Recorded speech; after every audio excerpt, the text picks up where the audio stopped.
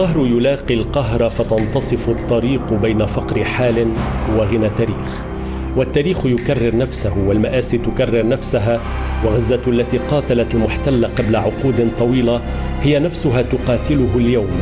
وهذا هو صلاح الدين الحسيني أبو الصادق يستعيد من التاريخ قصيدته الشهيرة حول غزة، والتي تشاء الصدف أن تنطبق بحرفيتها على الواقع. وهل في جرح اليوم ما يختلف عن جرح الأمس سوى بقدرة المحتل على تصعيد جوره؟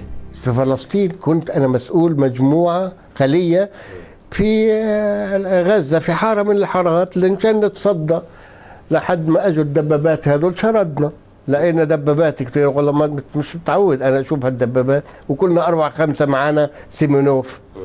ووضعت أغنية لغزة رائعة في الواقع حتى تنطبق عليها اليوم بما يحصل فيها اليوم. مظبوط. شو بتذكر منها؟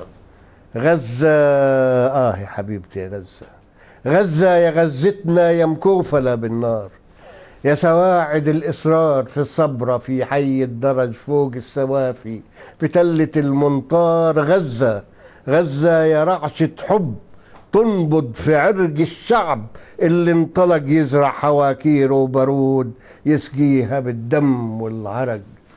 غزة يا غزتنا يا زهر الدم، يا زهر الدم بتنسم حمام طاير في منقاره رصاصة سبلغ النيوة. غزة يا غزتنا، غزة يا غزتنا يا مرشومة كماين في حارة الزيتون في التفاح في السجعية في عسقولة في تل السكن وفي الفواخير وفي كل سبر مزروعة بالنواطير. حلو.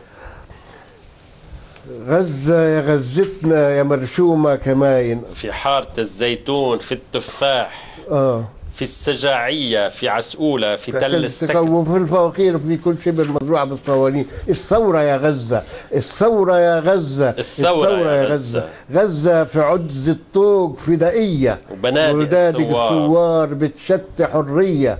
غزة يا زخة نار يا عبوة في كل دار، اتفجري اتفجري واحنا معك من أول المشوار والآخر المشوار.